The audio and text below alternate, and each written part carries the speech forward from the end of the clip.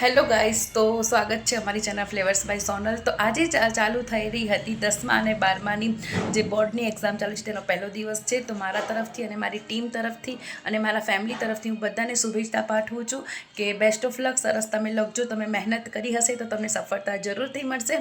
અને તમે જે રીતે પેપરની તૈયારી કરી હોય તે રીતે તમે સરસ પેપરમાં લખજો અને તમે મહેનત કરી તો તમને ફળ જરૂરથી મળવાનું છે. જ્યારે પેપર હાથમાં હોય ત્યારે મન શાંત રાખો, મગજ ક્લીન રાખો અને તમને જે આવડતું હોય તે સરસ રીતે લખો અને સરસ સારું રિઝલ્ટ લાવો. તમારા માતા પિતાનું અને તમારું નામ જરૂરથી રોશન કરજો. અને હું ઈચ્છું છું કે આપણી અત્યારની યુવાન પેઢી જે છે તે ભણી ગણીને બહુ સારી પોસ્ટ મેળવે અને બહુ સારું લખે. તો બધાને મારા તરફથી બેસ્ટ ઓફ લક. સરસ લખજો, સારી મહેનત કરજો અને 10મા ધોરણમાં સારી એક્ઝામ આપીને સફળતાથી આગળ વધજો તેવી મારી શુભેચ્છા છે. તો પ્લીઝ મારા તરફથી દિલથી તમને best of luck, best of luck, best of luck. અને સરસ પેપર લખજો.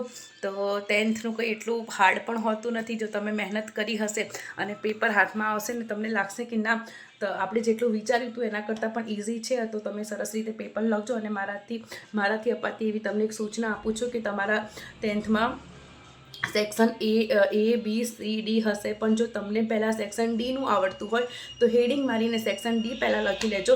તો તમને સેક્શન ડીના માર્ક્સ જે 15 હશે તે પહેલાં જ મળી જશે. અને આકૃતિઓ જે આવડતી હોય તે આકૃતિઓ સાયન્સમાં તમે સરસ રીતે દોરજો તો તમને એમાં ઘણા બધા માર્ક્સ મળી જશે. એટલે પાસ થવું કંઈ અઘરી વસ્તુ છે જ નહીં, બધું નોર્મલ છે. અને હું તમને કહું છું કે તમે સરસ પેપર લખજો અને તમારા માતા પિતાનું નામ રોશન કરજો અને સરસ રીતે પેપર આપીને આવજો. તો બેસ્ટ ઓફ લક મારા દિલથી. Best of luck.